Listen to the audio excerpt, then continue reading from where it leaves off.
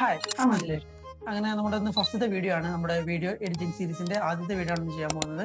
ഇന്ന് ചെയ്യാൻ പോകുന്നത് വെച്ചിട്ടുണ്ടെങ്കിൽ നമ്മളിപ്പം ലാസ്റ്റ് വീഡിയോയിൽ നമ്മൾ ബേസിക് എഡിറ്റിംഗ് ആണ് പറഞ്ഞിട്ടുള്ളത്. അപ്പോൾ ബേസിക് എഡിറ്റിംഗ് പ്ലസ് കുറച്ച് എഫക്റ്റും കാര്യങ്ങളും അതുപോലെ തന്നെ കുറച്ചുകൂടി ഒന്ന് എലാബറേറ്റ് ചെയ്താണ് നമ്മൾ പറയുന്നത്.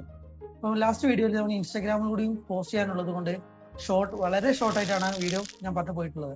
അപ്പോൾ അതിൽ മനസ്സിലാവാത്ത ആളുകൾക്ക് ഒന്നും കൂടി വിശദമായിട്ട് എങ്ങനെ എഡിറ്റ് ചെയ്യാം, എങ്ങനെ നല്ല രീതിയിലുള്ള വീഡിയോ എഡിറ്റ് ചെയ്ത് ഇൻസ്റ്റാഗ്രാമിൽ അപ്ലോഡ് ചെയ്യാം എന്നുള്ളത് നമുക്ക് നോക്കാം.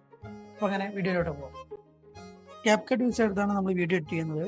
സോ ക്യാപ്കട്ട് യൂസ് ചെയ്യുന്നതിന് മുന്നേ നമ്മൾ VPN ഓൺ ചെയ്യേണ്ടതായിട്ടുണ്ട്. സോ ഞാൻ യൂസ് ചെയ്യുന്ന VPN ഇതാണ്. കുറച്ചുകൂടെ ഒന്ന് ബെറ്ററായി എനിക്ക് ഫീൽ ചെയ്തിട്ടുള്ളത്. സോ നെക്സ്റ്റ് ക്യാപ്കട്ട് എടുക്കുക. ക്യാപ്കട്ട് എടുത്തതിന് ശേഷം ഇതിൽ ന്യൂ വീഡിയോ ഉള്ള ഓപ്ഷൻ എടുക്കുക. ന്യൂ വീഡിയോ എന്നുള്ള ഓപ്ഷൻ എടുത്തതിന് ശേഷം നമുക്ക് ഏത് വീഡിയോ ആണ് സെലക്ട് ചെയ്യേണ്ടത് ആ വീഡിയോസ് സെലക്ട് ചെയ്യാം. എന്നിട്ട് ആഡ് എന്നുള്ള ഓപ്ഷൻ കൊടുക്കുക. അപ്പം നമ്മളെ വീഡിയോസ് എല്ലാം വന്നിട്ടുണ്ട്.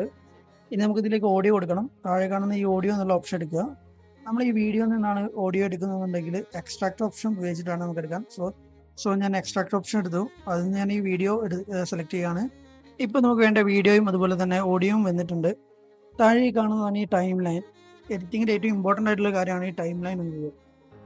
ഇനി നമ്മൾ ഇതിന് മ്യൂസിക്കിന് പറ്റിയ ബീറ്റ്സ് ആഡ് ചെയ്യണം. സോ ബീറ്റ്സ് ആഡ് ചെയ്യാൻ വേണ്ടി നമ്മൾ ഓഡിയോയിലേക്ക് പോകുന്നു. ഓഡിയോയിലേക്ക് പോയതിനു ശേഷം ഒന്ന് സ്വൈപ്പ് ചെയ്ത് കഴിഞ്ഞാൽ ബീറ്റ്സ് എന്ന ഓപ്ഷൻ കാണാം. അങ്ങനെ ബീറ്റ്സ് എടുത്തതിന് ശേഷം ഓട്ടോ ജനറേറ്റ് കൊടുക്കുന്നു. അങ്ങനെ ചെറിയൊരു ലോഡിങ്ങിൻ്റെ ടൈമിന് ശേഷം അങ്ങനെ ബീറ്റ്സ് ഇടുന്നതാണ്. ബീറ്റ്സ് വന്നതിന് ശേഷം നമ്മുടെ എല്ലാ ക്ലിപ്പിനനുസരിച്ച് നമ്മൾ ബീറ്റ്സ് അറേഞ്ച് ചെയ്യാം. ബീറ്റ്സ് അറേഞ്ച് ചെയ്തതിനു ശേഷം നമ്മൾ ബീറ്റ്സിനനുസരിച്ച് ക്ലിപ്സും കാര്യങ്ങളും ഓർഡർ ചെയ്യുന്നതാണ്. ജസ്റ്റ് ഓഡിയോൻ്റെ അവിടെ ക്ലിക്ക് ചെയ്ത് കഴിഞ്ഞാൽ നമുക്കിങ്ങനെ യെല്ലോ ഡോട്ട്സ് ആയിട്ട് കാണാം. ആ യെല്ലോ ഡോട്ട്സ് ആണ് നമ്മുടെ ബീറ്റ്സ് വരുന്നത്.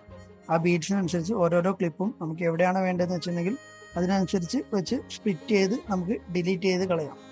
അപ്പോൾ നമ്മൾ ഏകദേശം എഡിറ്റിംഗ് എല്ലാം കഴിഞ്ഞിട്ടുണ്ട്. നമുക്ക് ഇതിലേക്ക് വേണമെങ്കിൽ ഫോണ്ട് അതേപോലെ തന്നെ ബാക്കി ട്രാൻസിഷൻസ് കാര്യങ്ങൾ എങ്ങനെ കൊടുക്കുന്നത് ആദ്യം താഴെ കാണുന്ന ടെക്സ്റ്റ് എന്നുള്ള ഓപ്ഷൻ എടുക്കുക. അതിൽ നിന്ന് ടെക്സ്റ്റ് ഇവിടെ നമ്മൾ എൻ്റർ ചെയ്ത് കൊടുക്കണം. നമുക്ക് എന്താണോ ടൈപ്പ് ചെയ്യാനുള്ളത്. ഞാൻ ഈ ലാസ്റ്റ് കൊടുക്കാമെന്ന് ഉദ്ദേശിക്കുന്നത് എൻ്റെ പേരായതുകൊണ്ട് തന്നെ ഞാൻ അതിൽ CK എന്നുള്ള എൻ്റെ ലാബിൽ ഞാൻ കൊടുത്തു. അത് കൊടുത്തതിന് ശേഷം ഞാൻ എനിക്ക് വേണ്ട പോർഷനെ വെച്ച് ഞാൻ കട്ട് ചെയ്ത് ഒഴിവാക്കുന്നു. അങ്ങനെ ഒഴിവാക്കി പിന്നെ ഇനിയിപ്പോൾ ഇതിലേക്ക് വേണമെന്നുണ്ടെങ്കിൽ അനിമേഷനും കാര്യങ്ങളും എല്ലാം ആഡ് ചെയ്യാം.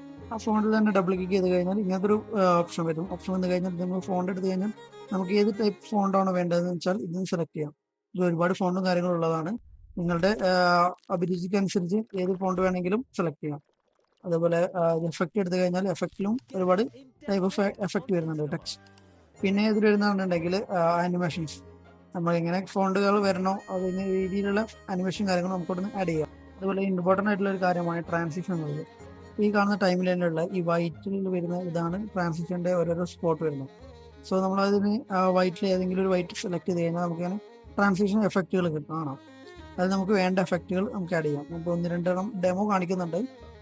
അത് വെച്ച് വാച്ച് ചെയ്യാം.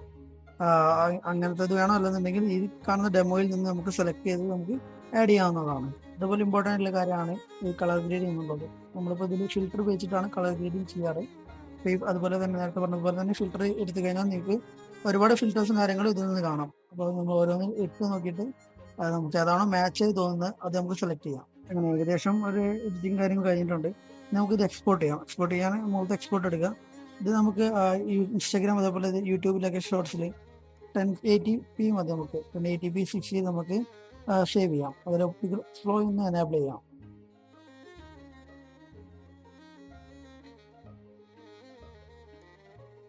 അപ്പോൾ ഇന്നത്തെ വീഡിയോ ഇത്രയേ ഉള്ളൂ. ഇനി നമ്മൾ നെക്സ്റ്റ് ഡേ കുറച്ചും കൂടി ഇതിൽ എലാബറേറ്റ് ചെയ്ത് അതുപോലെ തന്നെ ഇപ്പോഴത്തെ ട്രെൻഡിങ് വീഡിയോ വെച്ചിട്ടാണ് നമ്മൾ ഇനി അടുത്ത റീല് പറയാൻ പോകുന്നത്. സോ ഇഷ്ടപ്പെട്ടെന്നുണ്ടെങ്കിൽ സബ്സ്ക്രൈബ് ചെയ്യുക. കൂടുതൽ വീഡിയോസും കാര്യങ്ങളും വരുന്നതാണ്. അപ്പോൾ ഓക്കെ, ബൈ.